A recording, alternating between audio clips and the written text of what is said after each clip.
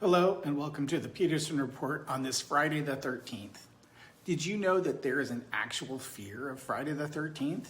It is called parascavadecatrophobia. And I thought that anti-disestablishmentarianism was hard to say. It's a new year, which means that it's a new season of my On Again, Off Again podcast. I hope that you're staying dry and safe during the rainy start to the new year.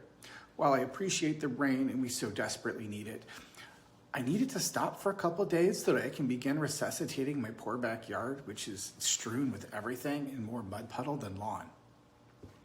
In real estate news, every company seems to be cutting staff in advance of a potential recession. And it's looking like iBuyers are going to bite the dust sooner or later, as Anywhere announced that they're discontinuing their iBuyer program. However, Opendoor is still moving and shaking, and there's a couple other smaller companies like them, so maybe there's still hope after all. Only time will tell. Nevertheless, better than expected inflation news sent mortgage rates lower yesterday. Inflation came in at around 6.5%, and it's going to need to drop further, though, before the Fed starts halting its own rate hikes. The general consensus that I've been reading is that the Fed will probably only raise short-term rates 1/4 to 0.5% at the next meeting in February. Still, most lenders that I work and speak with expect there to be continued stability for mortgage rates overall, hovering in that 6.25% to 6.5%. This stability is desperately needed. However, I'm seeing some talk about rates dropping into the 5s again, although that really does still feel like a long way off, especially if they're going to stay that low. If you're thinking about trying to time the market, my advice is don't. There are quite a few new programs out there to help, especially rate buydowns. Paul Krugman wrote a wonderfully wonky piece in the New York Times earlier this week about how the Fed may throw the country into a recession. He was talking about the looming Fed rate hikes in December versus how they acted and where the economy was in the early 1980s when he was an economic advisor. There were and are eerie parallels. Ultimately, he was asking whether we are going to come in for a soft landing or will there be a full-blown recession. And the truth is, maybe it's going to be a little bit of both. Krugman is a wonk of the highest order, and he's invaluable insight, and it's really worth the read. So I believe it came out on Monday or Tuesday. Check out the New York Times website. At any rate, it does look like there are going to be some real changes in the real estate industry moving forward. At the end of last year, all of the real estate experts were talking about 2023 being the year of a great culling. Agents were going to leave the business in droves as they realized they were actually going to have to work for a living. 2023 was and is going to be the year of the professional, and I haven't seen anything to challenge that for the first couple of weeks. So what is a professional exactly? According to the dictionary, a professional may be defined as someone who gets paid to do a specific job or task. Most data show that an overwhelming number of realtors fail to sell a house and even more sell only a couple of homes a year. That can hardly be described as getting paid, especially when you consider the amount of money that agents put into advertising and marketing, board fees, MLS fees, brokerage fees, etc.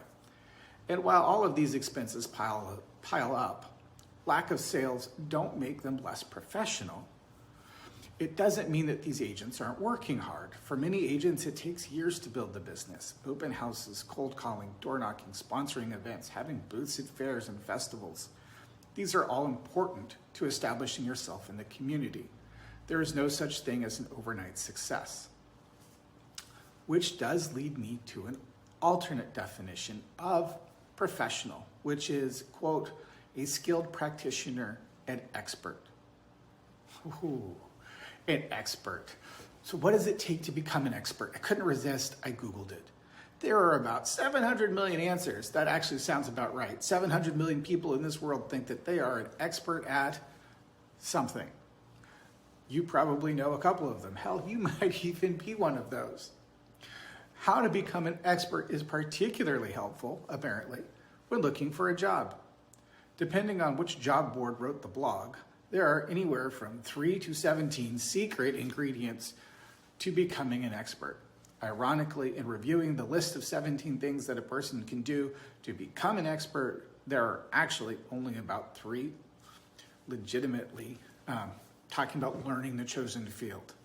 This is essentially true for most of the articles on becoming an expert. And reading over a dozen sites about this ability, it seems that becoming an expert is more about how people perceive you than what you actually know or can give back. It's feeling like being an expert is a long con in order to get to an end, which is what? A new job? As realtors, we don't have the ability to play that game. Either we know what we're doing or we don't. Our clients run the risk of losing tens of thousands, if not hundreds of thousands of dollars, if we're just playing at being a realtor. Really, the question is, what does it mean to be an expert as a realtor? In my research, there are just a couple common threads that are applicable across industries. The first is knowledge. You have to continue to learn constantly. Listen to webinars and podcasts, read books, read trade magazines. There is so much happening in the industry that it's vital to keep up. You need to keep up on relevant local data. It's not enough to know the median sales price nationally, nor does it really matter. I live in American Canyon. What I and my clients need to know is the median sales price here. In fact, even more important is that my first-time home buyer clients need to know that they can likely afford a home in Rancho Del Mar or Napa Square, but probably not Napa Meadows and definitely not Vantage Ranch. Maybe if they got a gift from a family member. Second is to find a mentor. When I was in college, I used to laugh at Socrates for saying essentially that he was the smartest person in the room because he didn't know, or because he knew that he didn't know anything. As a tween or a teen 20-something brat, this was ridiculous to me. But the older I get, the more that I realize that I really don't know it all.